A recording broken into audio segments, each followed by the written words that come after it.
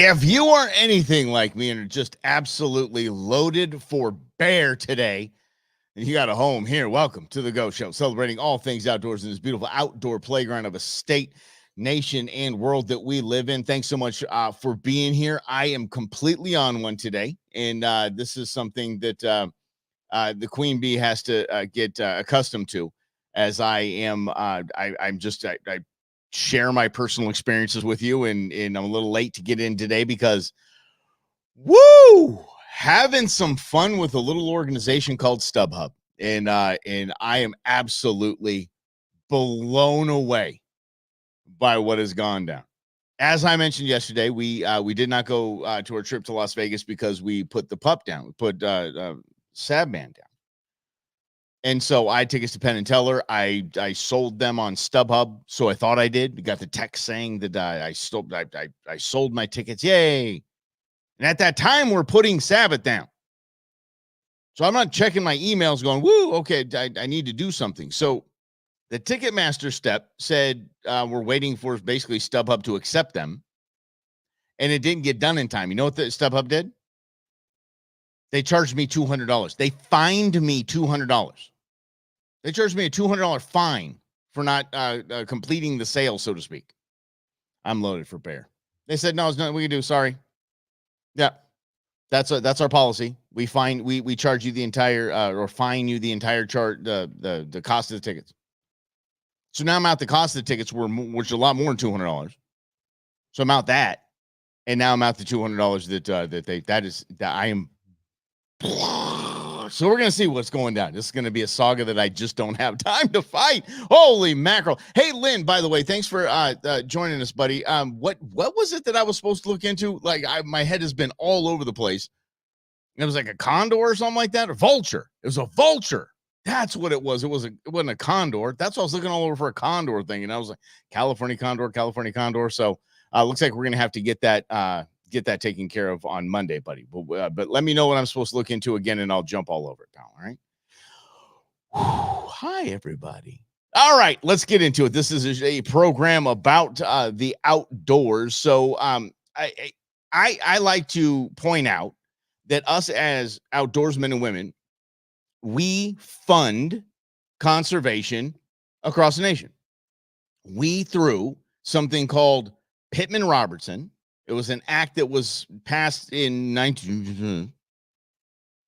And what that does, thanks to Teddy Roosevelt, what that does is actually take an 11% excise tax on firearms, ammunition, hunting equipment, camping equipment, fishing equipment. Fishing, thanks to the Dingell-Johnson Act. I love saying Dingell-Johnson Act. But that the 11% excise tax funds all of the game and fish departments, is what we have here in Arizona, the game and fish departments all over the country. So in each state, it basically funds their conservation department. They're called P&R funds, Pittman-Robertson funds. And so I'm very proud of that.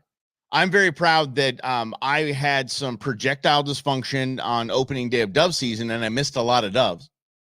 But I'm very proud that I did, because a little portion of each one of those shotgun shells goes to conservation. So I felt okay with that. Yes. Oh, okay. Grez, no, you didn't. Did you really? I don't know if I can look at that. I don't know if I can look at that. We'll get into that, but yeah. And for those that don't hang out on the other program, which is called Another News, that's what Griselda said, that he said, Grizz said that was his, what do you say? What do you call it? A drag queen name? Yeah. Great. All right. Now I gotta go check that out. Son of a biscuit. Okay. Anyway, so I'm very, very proud of that. And I think that is something that we don't really know about. I think people just get the firearm, get the ammunition, and they just, oh, that's the price, and they pay it. And they don't understand that they have just donated essentially 11% of that purchase, above that purchase, to conservation. That is a big thing. That is a huge, huge thing. That's something to be proud of, right? So I see this, and I kind of laughed, because the headline said some foreign hunting and fishing gear manufacturers aren't paying the required conservation tax. Ooh, dun, dun, dun. A federal audit revealed that tax, this is what they call it. This is government to the nth degree. Ready? A federal audit reveals that tax leakage on overseas direct-to-customer bow hunting and fishing products could total $17 million annually. That is a lot of money. You divide that by 50, so many states there, right? Yeah, there's 50 states, and you divide that by 50. Well, let's ask homegirl here. Hold on a second. What is 17 million divided by 50? That's $340,000 per state. It's a lot of money. But then you scroll down and you see what they're talking about. It's the website. You know the website. Temu. It is to say that hunting and fishing equipment come from Temu, I'd almost rather not. Yeah. But there are the Government Accountability Office.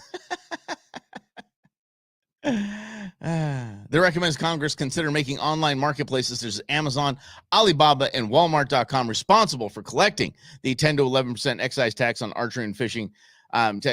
Basically, if y'all don't know, you don't know. And I don't think, ignorance is no defense. And I totally understand that.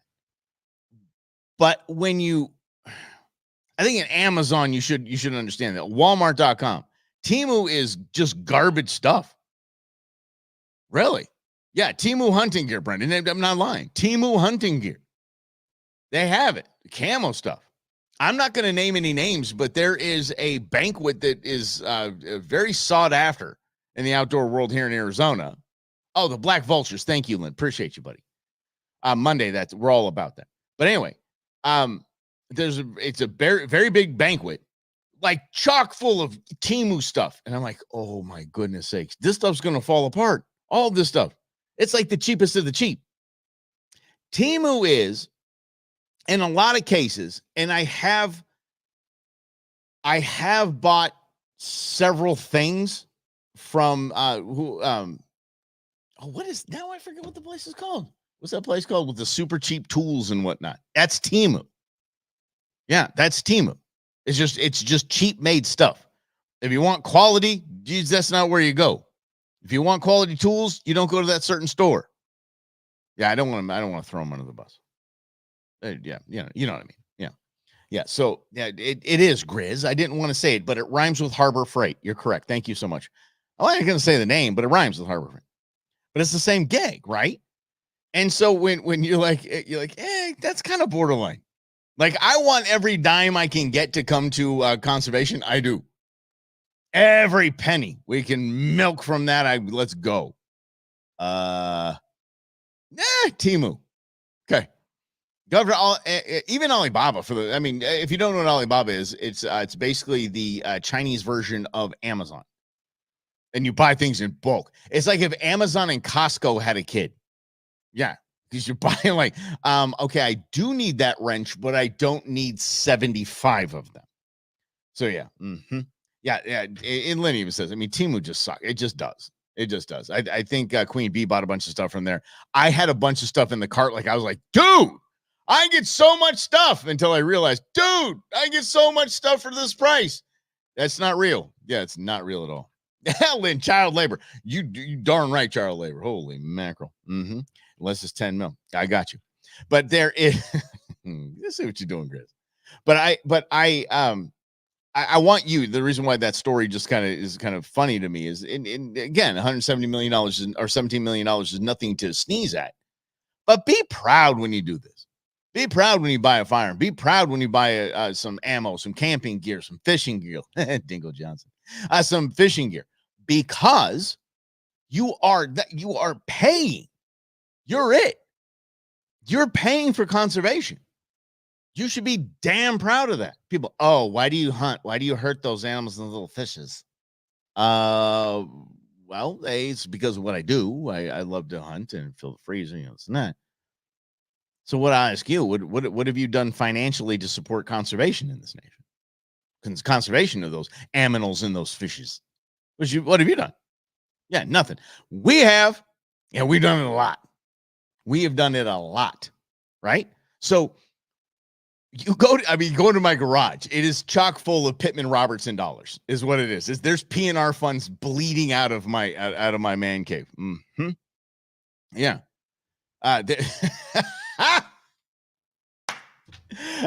Yes, they're the people that go to the store with a coffin. Again, on the other program, we had a funeral for a store chicken. It's fantastic. Anyway, but be proud in that, and I hope they do. I hope that I hate that it's the Government Accountability Office. It just really actually kind of makes my stomach kind of feel oogie. Yeah. And by the way, they say $17 million annually in the headline. Once again, what do we always teach y'all? What do we say? Read past the headline. Yeah, the range is $5 million to $17 million annually. But you say 17 million, now you got a big headline. 5 million, again, nothing to sneeze at. But I mean, that's 100,000 something per state. That's a lot of money. That's an employee and a half, essentially. That's good, because just so you understand, the conservation departments in every state, right here in Arizona, it's Arizona Game and Fish Department. They don't receive $1 from the general tax fund. They don't, but they're a government agency. They're a government entity. They report to the governor. We have a concert. Never mind. I'm not going to get into. I apologize. I told you I was on one today, and there might be some. Speaking of tax dollar leakage, there might have been some political leakage right there. I apologize. Anyway, they don't get any money from the general tax fund. That's why we need the Pittman Robertson funds and amazing organizations like Wildlife for Tomorrow. Get over to wildlifefortomorrow.org. Check it out. Full disclosure, I'm the VP. So, government does not have any accountability. Oh, wait a second. That's okay. I thought, yeah.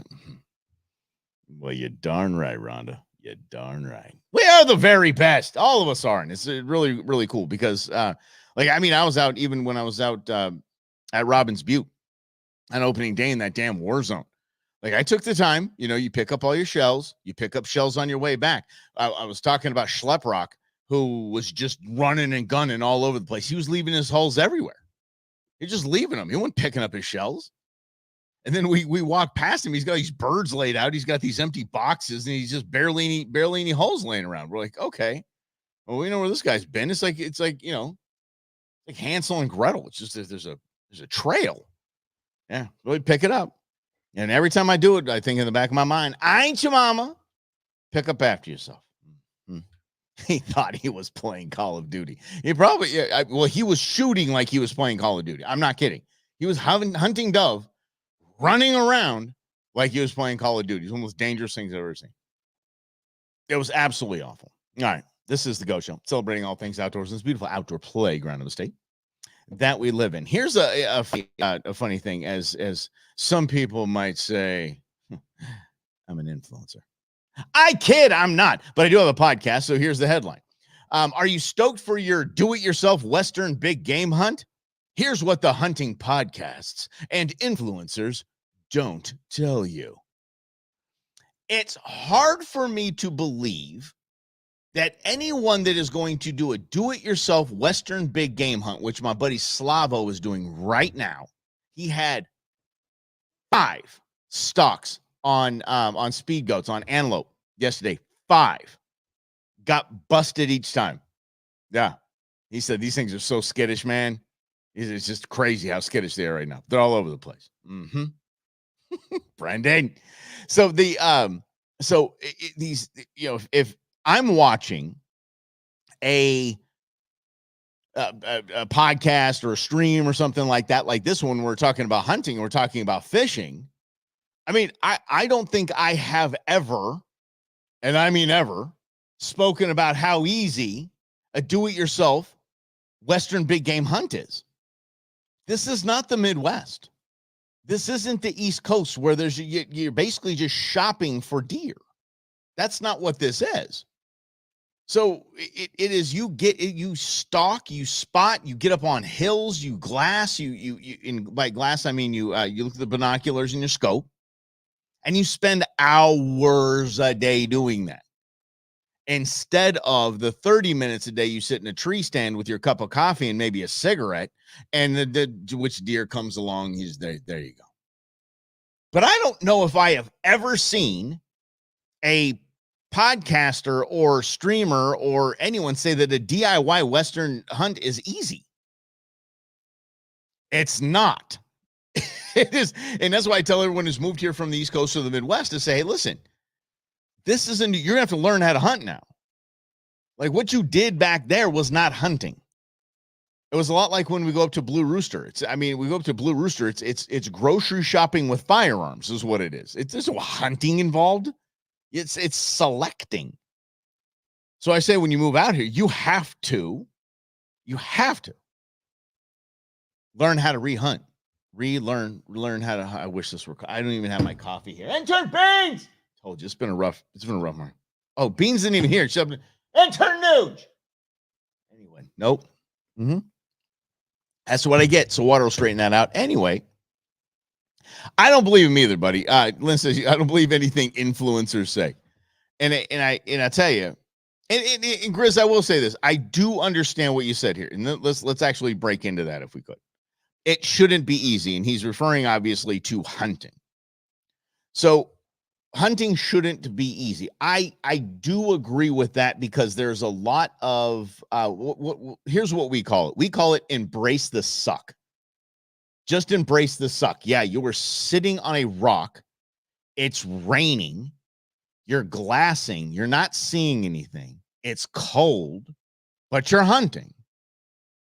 Embrace the suck. Or in many cases, scoot your booty back to camp, get in the jumping jack, and have some street taco Pringles. Either way, you're on the move. And you're right. It shouldn't be easy to that extent. And especially here in Arizona, though, it's tough to say that. Because when you are going 6-7 years without getting drawn for a big game tag, it gets pretty damn frustrating. It really does get pretty damn frustrating. So that's why I lean on the Desert Creek Sportsman's Club with the pheasant. I lean on Blue Rooster with damn near anything you want to have a full freezer, because that's the type of meat I like to consume. That's what I like. And by the way, I am in the market for a new processor. So if anybody wants to step up and start chatting about that, or I'm just going to bite the bullet and get the processing equipment and just do the damn things myself. What do you think of that? Yeah. Again, Pittman Robertson funds. There we go. See how it all comes full circle like that? Yeah. But then again, there really is something to be said for the places like Blue Rooster that you just go up there for the day, go up there for 2 days, and just I mean, how many opportunities are you going to have to hit a water buffalo? Really? How about a 4-horn sheep? That's cool. It's an exotic game ranch, is what it is. Yeah. But in Lynn, do it yourself. I'm leaning towards that, and the reason why I'm leaning towards that. Oh, okay. I'm going to come back to you, Lynn. Hold on a second. You're damn right, Ron. Look at this. When hunting season opens, you see no deer. It's like they know. It's not like they know. They know. Especially the big ones who have done this. Ain't their first rodeo. It's like duck hunting in Arizona. Like those ducks have been shot at for weeks as they're flying down here. So they understand the game, right? But here is an opportunity, though, to really understand why that is. So kind of flesh it out. And it's easy. And I didn't think that too. I always made the same joke. I'm like, they got a calendar, damn it. There's a pretty funny comedy sketch I saw back in the day, way back in the day when people had VHS tapes on this stuff. And it was about deer knowing, like, okay, here's our schedule for the season. Here's opening day. I want you early. You're going to be, whatever. Prior to opening day, when it comes to big game, prior to opening day, all of a sudden, out of nowhere, these deer, these elk, these pronghorn, they're hearing things that they don't hear throughout the year. They're hearing a lot of the trucks. They're hearing radios. They're like, I don't know. They're seeing a bunch of people move around. There's a lot of reflection coming off of things, off of rocks way up high. They start to trip out. And then they start smelling bacon. They start smelling campfires like all around them. And they start to tweak a little bit, and rightfully so. This is like these animals live on survival. And live on survival. Is that even a thing? Oh, it's been a day. Okay, so they're all about just being in tune to their surroundings, and their surroundings, boom, change like that, and that is days leading up to opening day. So when opening day hits, it's like, oh, where'd they all go? They're like, well, nowhere near here. Yeah, because I mean, everybody likes bacon, but I don't know if deer like bacon. I'm sure they do. Yeah, I'm actually sure they do. Yeah. They're prey animals, exactly. So, and Lynn, the reason why, I mean, they're prey animals is they're preyed upon. So they're constantly in tune to their surrounding and what, ooh, ooh, doing that kind of thing all the time. Yeah. Do you know something? Yes, you do need coffee. That's why, and that's why the last elk hunt that I went on, I mean, we put about 5-ish miles, 6 miles from camp on foot to get where we were, because we didn't want to be in the area where the elk were. So that was our plan. Yeah. Yeah, so the side by side. Oh my goodness sakes! Yes, I know, Jim. I'm telling you. Anyway, I mean that's the kind of the cool thing about like quiet bikes and Quiet Cat. Yeah, the Quiet Cat bikes in the electric side by side. So there's got to be some kind of benefit there. Doesn't freak them out too much, but that's if everybody has them. Other than that, it's everybody rolling by you on the razor. Like, oh well, I was trying to be quiet. I was trying to sneak up on them. Yeah. That's how you catch a unique rabbit, by the way. Unique up on it. It's one of my dad's favorite jokes. You know how to catch a tame rabbit? Tame way. All right, Lynn, I did say I'd get back to you on one thing. The DIY, do it yourself. And he's talking about the processing. The processing I want to get into. It would be a lot of fun to me because I'm not necessarily excited about the way my processor does it. I mean, I'm not. I mean, ground is easy. The ground stuff is easy. You get it close to frozen and you get it super, super cold, and you go to the butcher and you ask for some beef fat, and you mix that in 80, 20, 70, 30. I like to go. And it just you mix it yourself. Right? That's pretty simple. Where it comes to the cuts, I'm going to need some online videos. You know what I mean? Because I want, like, if I know where the ribeye is, I want a damn ribeye. I want a thick ribeye. I don't want this little, or a T-bone or whatever the heck it is, or a porterhouse or London broil. I want them thick in the way I want them. So yeah, so there's a lot of reasons to do it yourself. Bearded Butcher, buddy, I'm telling you, Jim, good call. Those are the guys with the big belt saws out there and say, today we're breaking down a elk quarter or something like that. Fantastic. It's absolutely fantastic. One of the best I've seen, which goes a lot slower than the Bearded Butchers do. And by the way, big shout out to them. God bless them. They're killing it. No pun intended. But the best is one episode of Meat Eater where Steve Rinella is in his barn and he breaks down the entire deer. I mean, you can move that to elk and any ungulate, even moose. But he shows the actual he does it so clean. He does it so well.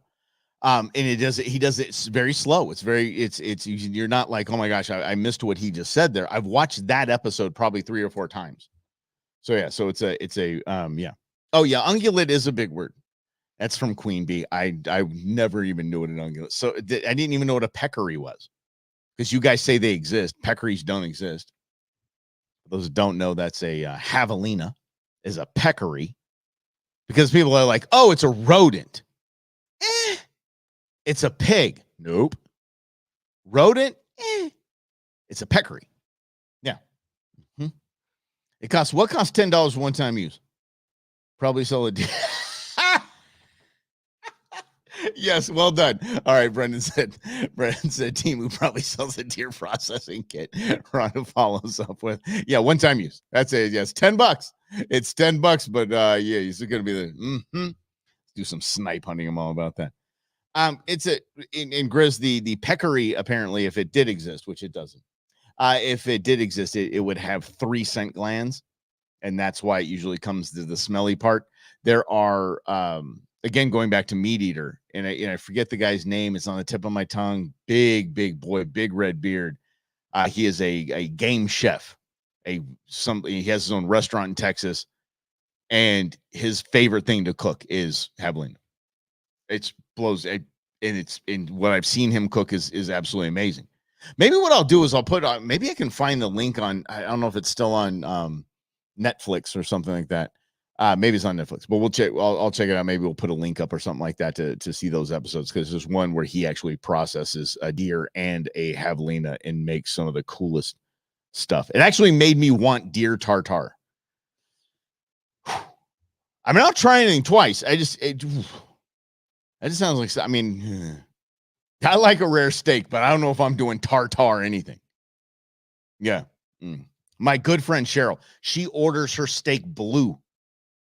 That's seared on both sides, and that's it. Mm-hmm. Really doubles this. My team will get doubles as a wood chipper, which funny. I just learned this 3 weeks-ish ago that intern Nuge, his biggest fear in life, my son's biggest fear in life is a wood chipper. Like, if you ask him, what are you most afraid of in the world? He'll say a wood chipper. It's just something. He goes, I want to be anywhere near it. I don't want anything to go down. I don't want any accidents to happen. He is deathly afraid of wood chippers. Yeah. And clowns, of course. Disposable blades. You guys are great. I love you guys. Thank you. This is exactly what I needed after my little StubHub debauchery today. No, I appreciate you, and I appreciate all of you playing along. Guys, give us a like, if you will. Share it out if you want to, and we're just gonna go ahead and keep on celebrating all of this stuff. Tomorrow, y'all, guess what?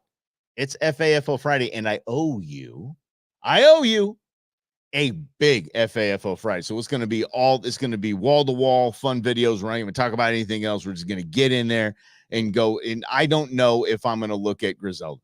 I don't know if I'm going to, Grizz. Okay, I probably will. All right. Or just DM it to me or something. I don't know. I didn't see it in the feed. So anyway, yeah. She keeps. All right, y'all. Have a great day today, and we'll do this again tomorrow at 11 on FAFO Friday right here on The Go Show, celebrating all things outdoors in this beautiful outdoor playground of a state, nation, and world that we live.